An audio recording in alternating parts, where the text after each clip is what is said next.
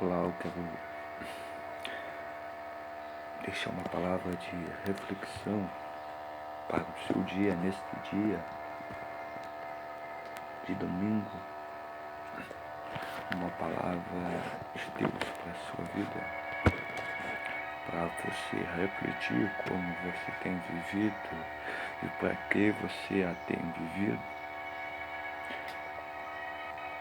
Uma palavra de reflexão, qual o seu propósito e por que o seu propósito, que se encontra em 2 Timóteo capítulo 2, verso 3, que diz assim: participa dos meus sofrimentos como um bom soldado de Jesus.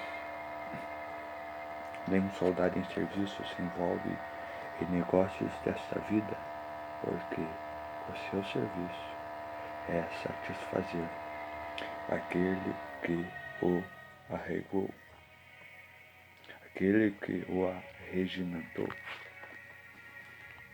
Então quero comentar um pouco sobre esses dois versículos de Timóteo, que Paulo escreve a Timóteo, escreve direto a Timóteo.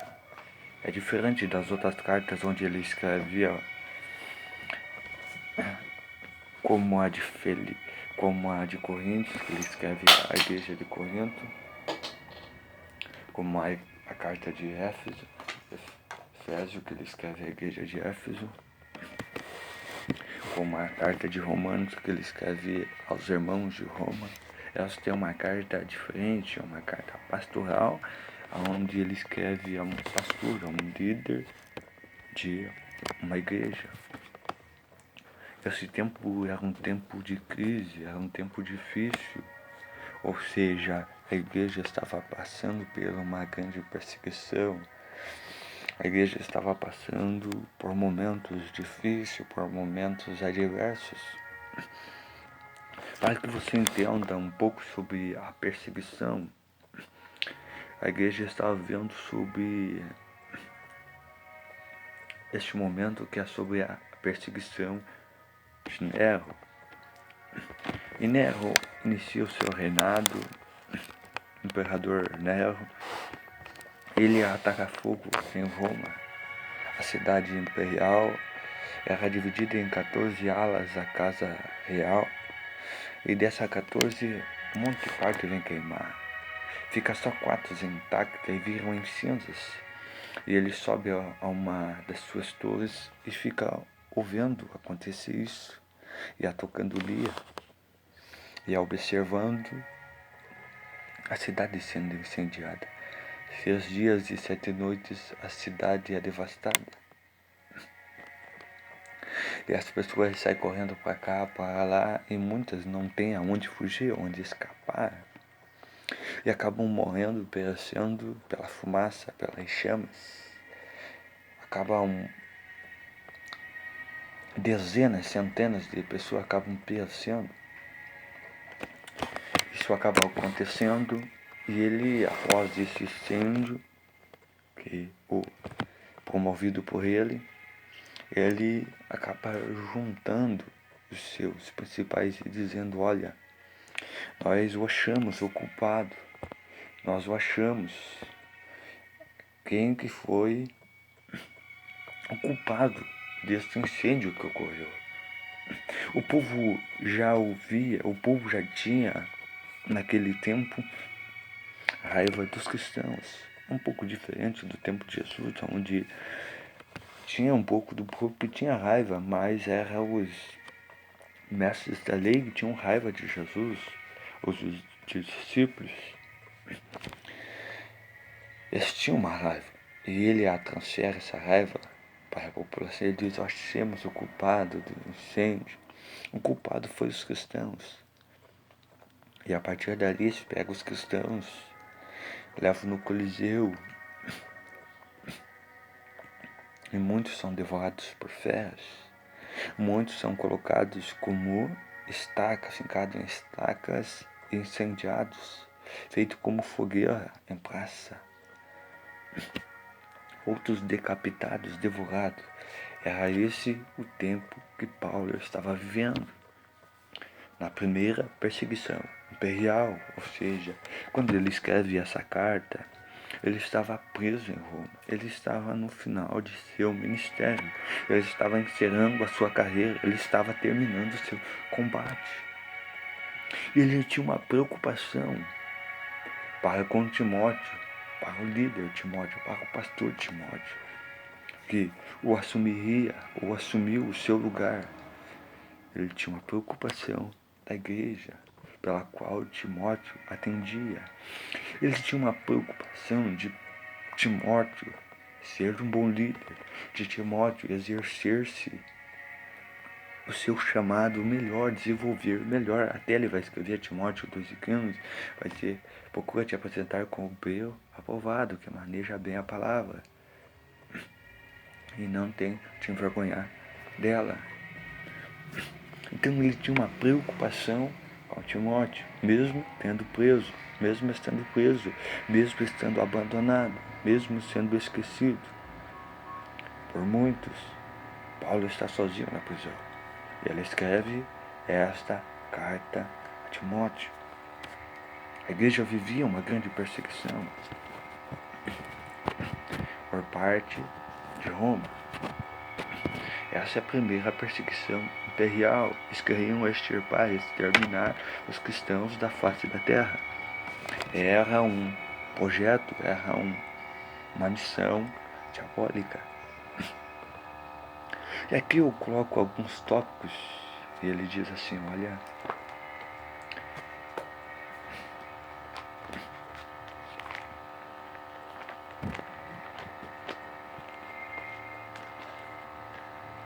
ele fala para ele ser como um bom soldado.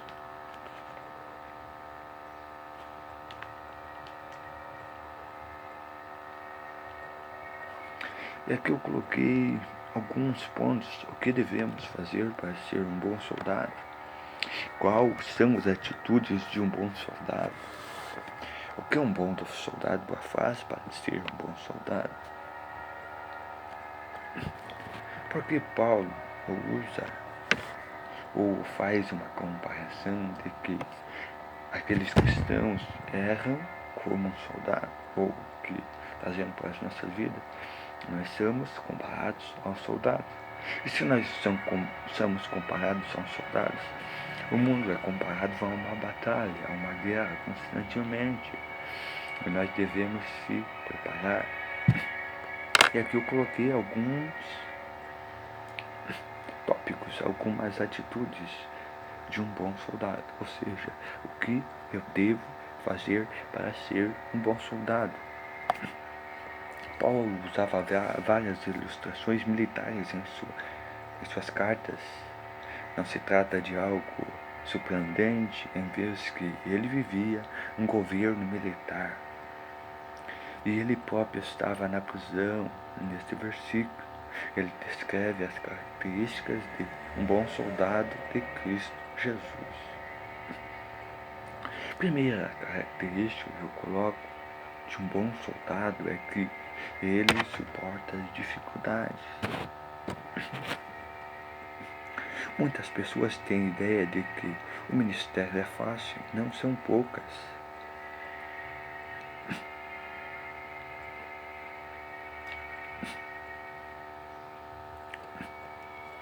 Então,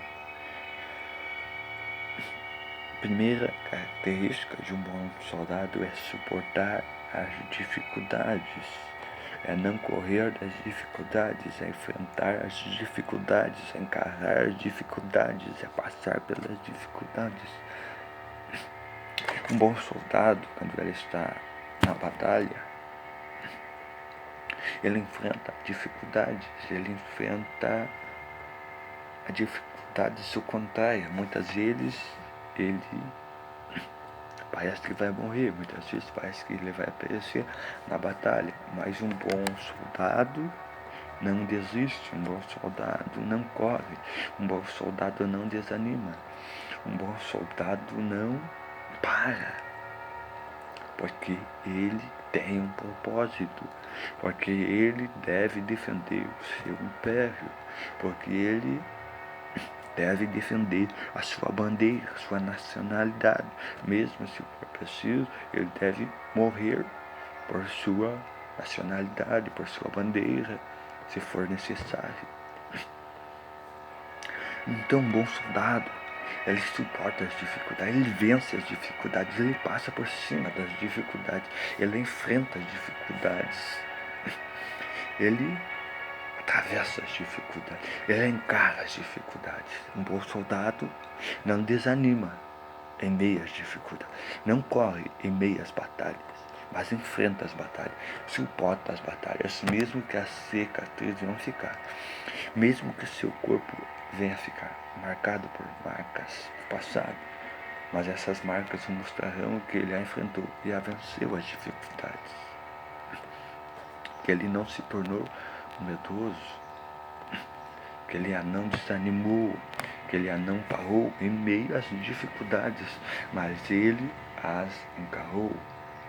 Então, Paulo queria que Timóteo a enfrentasse as dificuldades que ele teria em seu ministério, as dificuldades que ele enfrentaria da perseguição, que ele seja perseguido e era perseguido por ser cristão, por propagar o evangelho de salvação, de redimissão, de libertação, de transformação, de regeneração.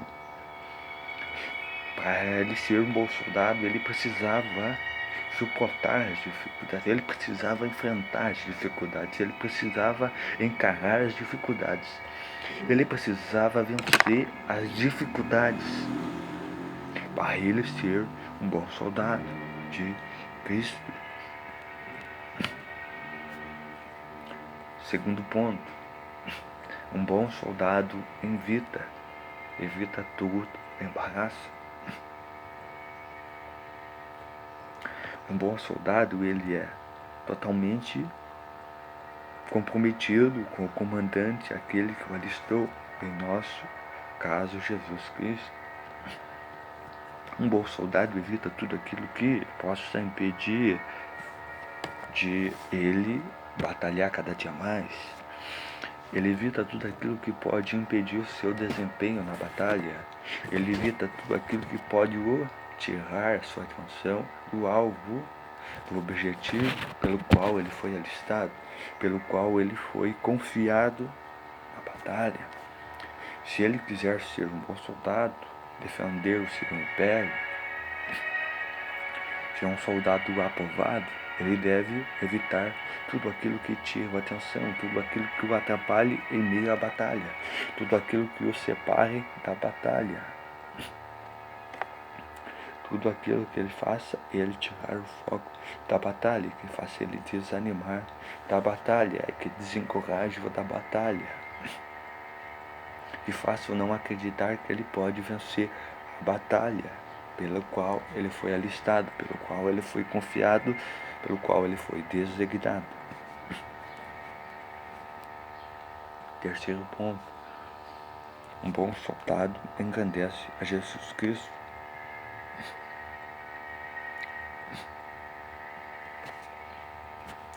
Um bom soldado, ele engrandece o seu comandante. O nosso objetivo é honrar e glorificar Jesus. É um grande encorajamento para um soldado cristão.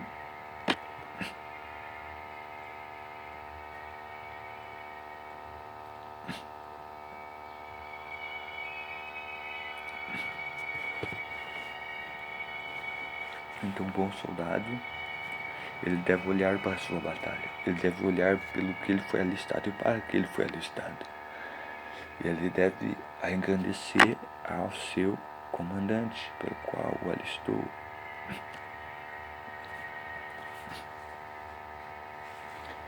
Pelo qual o confiou, o designou. Então, por isso, ele não pode apagar, ele não pode tirar foco, ele deve desprender tudo aquilo que o separa da batalha, porque ele deve engrandecer o seu comandante, ou seja, na batalha ele é um representante do seu exército, Ele é como nós somos cristãos, nós somos representantes de Cristo. Nós somos soldados de Cristo. E nós o devemos a representar, nós devemos a lutar em prol do reino, para que o reino venha avançar, para que o reino venha ter força sobre as trevas, para que o reino venha progredir, para que o reino venha crescer, para que o reino venha avançar, para que o reino venha alcançar as almas perdidas, as almas aprisionadas, e venha libertar através da palavra, através do Evangelho, através de Cristo. Devemos a reconhecer que se estamos em meio à batalha, é porque o comandante a nos confiou, o comandante nos chamou, o comandante a nos comissionou, a nos direcionou, a nos preparou para uma missão. Já devemos ver, analisar qual é a nossa missão, qual é o nosso chamado, para que fomos chamados e como nós estamos desenvolvendo essa missão e para que nós temos desenvolvido a nossa missão, como nós temos investido também na nossa missão. Como você tem investido? Se aqui o comandante chamou você para uma missão A e você está investindo numa missão B, como você tem investido na missão, em qual missão você está investindo? Será que é a missão de Cristo? Será que é a missão de avançar? Será que é a missão de batalhar? Será que é a missão de romper as barreiras? Será que é a missão de avançar território? Será que é a missão de batalhar incansavelmente? Qual é a missão que você está batalhando? Será que é de Cristo ou é sua?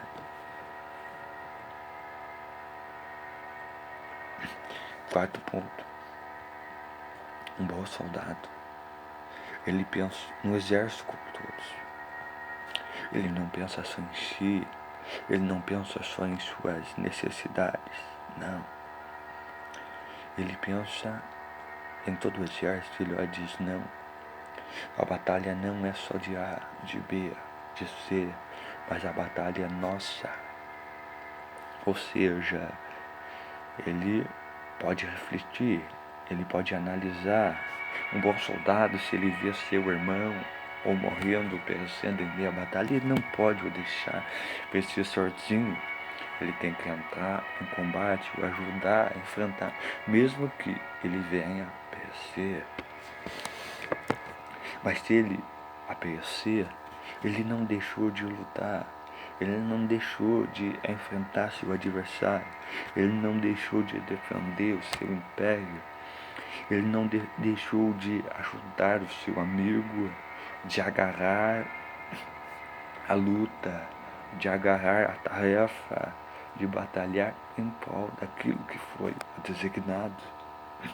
Um bom soldado,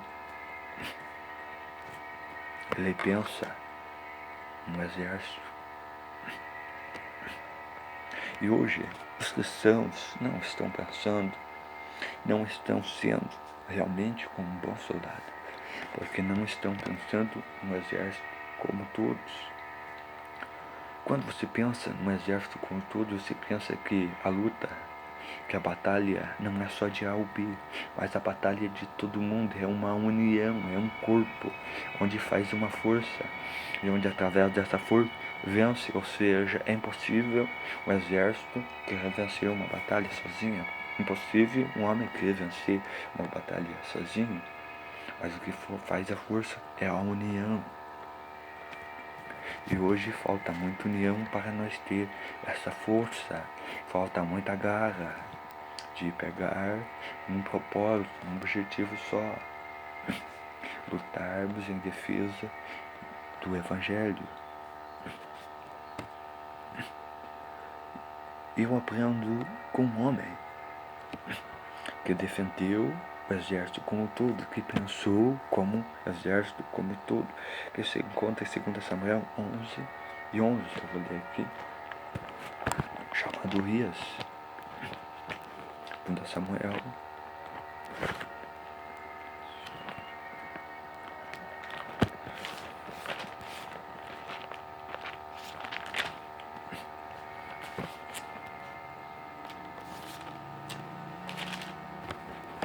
Eu aprendo com esse homem algumas lições de bom soldado.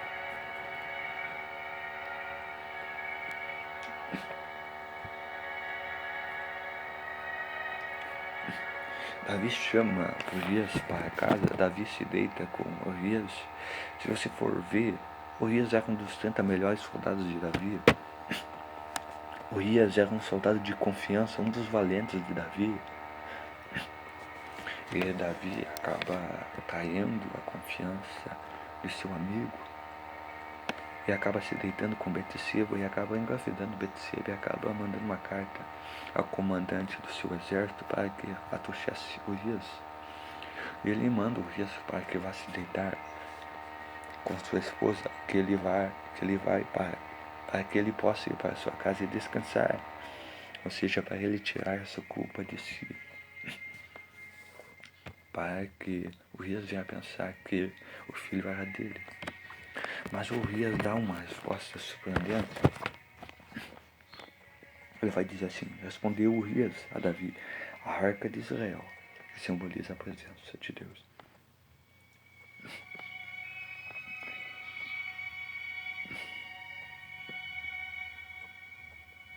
A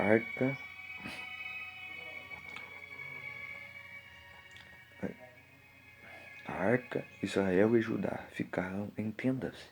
Joabe, meu senhor está acampado ao ar livre. Hei de eu entrar em minha casa para comer, beber e para me deitar com minha mulher? Ponto de interrogação. Vou ler de volta. Respondeu Urias a Davi. Ou seja, Urias deu uma resposta a Davi. Ele diz assim: olha, a arca da aliança, Israel e Judá ficaram em tendas, ficaram acampados. Joabe, meu senhor, comandante de seu exército, e os servos de meu senhor estão acampados ao ar livre. Hei eu de entrar em minha casa para comer, beber e para me deitar com minha mulher? Tão certo como tu vives e como vive a tua alma, não farei tal coisa. Eu aprendo uma lição aqui, para tirar várias lições que ele dá a Davi. Ele está dizendo: olha, Davi, como posso eu entrar na minha casa e sossegar? Como posso eu querer descansar? Como posso eu querer me acomodar se o meu exército está batalhando? Se o meu exército está enfrentando batalhas cruéis? Se meus amigos estão perecendo? Se meus amigos estão sendo feridos no campo de batalha, como posso eu querer descansar? Se meus amigos estão correndo risco e eu ficar acomodado? Se a Arca da Aliança, a tipologia da presença, está no campo de guerra, está correndo perigo, como posso eu ficar quieto? Como posso eu querer me acomodar? Não. Eu já estava dizendo: olha, se for preciso perecer, eu pereço, mas para que o reino permaneça, para que a arca não seja tomada, para que a arca venha permanecer. Então, se nós a queremos ser como bons cristãos, devemos pensar nisso, como devemos ficar descansados. Se os nossos irmãos cristãos estão perecendo, estão sendo saqueados dia após dia, não material, não físico, mas muitas vezes espiritual. São muitos os que andam feridos de arrasto, não tem força para andar, e nós acomodados, descansando, nem aí para o que está acontecendo com os irmãos. Por isso que a igreja não tem a força que há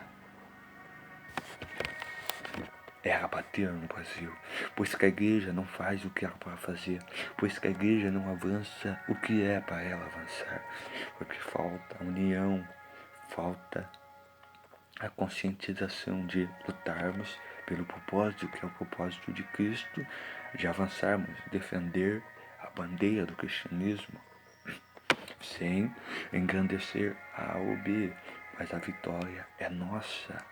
A vitória é de Cristo, a vitória é da igreja. Não visar A ou B, que não tem A ou B. É a força, é a união que faz a força, que faz o exército avançar, que faz o exército vencer, que faz o exército ganhar a batalha. Então, nós não temos essa força no Brasil, não tenhamos avançados, porque tem soldados que não estão nem aí com seus companheiros, estão nem aí com seus irmãos, estão descansando, vivendo do bom e do melhor, enquanto seus irmãos estão perecendo, enquanto seus irmãos estão feridos, enquanto a presença de Deus está correndo risco, enquanto o nosso exército está sendo saqueado, enquanto nossos irmãos estão sendo mortos no campo de batalha. E nós, se nós perecêssemos, se nós desanimarmos, pararmos, queremos descansar em meio à batalha, nós seremos como um mau soldado, seremos um covarde soldados. Não estamos honrando a bandeira de nossa pátria, não estamos defendendo a bandeira da nossa pátria, não estamos honrando a ordem de nosso comandante, pela qual fomos chamados, pela qual fomos alistados, pela qual fomos designados por Cristo. Como você está vivendo hoje? Será que você está vivendo descansadamente, arregaladamente, nem aí para as coisas? Como você tem sido um bom soldado? Será que você tem sido um bom soldado? Mas eu te digo, hoje, se você até aqui não foi um bom soldado, você pode ser um bom soldado. Você pode o reverter, começar uma nova história a partir de hoje. Que Deus nos dá chance dia após dia. Deus nos dá a oportunidade dia após dia de recomeçarmos, não de apagar o passado, mas de fazer uma nova história, de começar um novo, de pensar em todo mundo, não pensar em si só, em ter benefícios só. Se fôssemos olhar para a história da igreja, se fôssemos olhar até para Paulo, se Paulo fosse ignorante e pensasse só em si, ele já não tinha escrito essas cartas a Timóteo, porque ele estava abandonado, sozinho. Os seus amigos o tinham virado as costas para ele, tinham deixado, porque era um momento difícil, um momento adverso, onde ele estava perseguido. E ele vai escrever a Timóteo no final da sua carta: combati o bom combate. Ele vai falar que estava só. Ele vai colocar alguns amigos que o ajudaram, que ainda o estavam ao seu lado, mas eram aos poucos que ainda estavam com ele. A maioria já tinha virado as costas para ele. A maioria já tinha o abandonado. Porque é fácil de estar conosco nos momentos fáceis, mas quero ver estar conosco nos momentos difíceis. Paulo, como um bom soldado, ele não desistiu desta batalha. Ele não fugiu desta batalha, ele não correu desta batalha pelo qual ele foi chamado, pelo qual ele foi designado pelo Senhor. Se fôssemos olhar os grandes homens que mais fizeram para Cristo, que mais avançaram para Cristo, foram os homens que mais renunciaram. Foram os homens que mais se colocaram no exército disposto a morrer. Se fôssemos olhar pela lógica, foram os homens que mais foram feridos. Isso custou caro para eles. Para alguns custou até a sua vida. Mas eles não deixaram de avançar, eles não deixaram de batalhar, eles não deixaram de defender e de mostrar que valia a pena defender até, se for possível, morrer pela causa a qual eles estavam defendendo. Se fôssemos olhar John Bunyan, o escritor de A Peregrina, escreveu esses 2 livros na prisão em seu tempo. E eles o chamaram e disseram: olha, se você parar de pregar, nós o te soltamos hoje. Ele disse: olha, se vocês me soltarem hoje, amanhã mesmo eu estarei pregando, anunciando a palavra do Evangelho. Vemos tantos outros, mesmo ameaçados, acurralados, não deixaram de anunciar, de defender este Evangelho. E se eles não defendessem? E se eles não proclamassem? E se eles não fossem como um bom soldado? Se eles não defendessem essa bandeira? Será que o Evangelho tinha chegado até nós? Será que nós seríamos alcançados? Será que nós seríamos os resgatados? E aí eu te faço uma pergunta: o que nós temos feito? O que nós fizemos em prol deste Evangelho? Para que vidas venham ser alcançadas, para que vidas venham ser resgatadas, para que vidas venham ser libertadas, que a tenhamos feito. E para quem a tenhamos feito? Para ser reconhecido pelos homens? Ou a tenhamos feito para os homens? Ou nós fazemos para receber recompensa dos homens? Já que esses soldados, como John Knox, John Taeder, Charles Spurgeon, Carlos Spurgeon, Dartmouth, já que se esses homens não foram como Jerônimo de Savonarola, Martin Lutero, não fossem se colocar em frente ao combate, a muitas vezes andar de arrasto, a sofrer, a padecer em meio à batalha, em prol do exército a defender, será que nós teríamos sido alcançados? Dartmouth, ele foi considerado um dos maiores ganhadores de almas depois de Cristo. Ele enfrentou a batalha severamente, não desistiu, lutou pelo qual Cristo tinha designado. Enfrentou crises, mas não correu da crise, suportou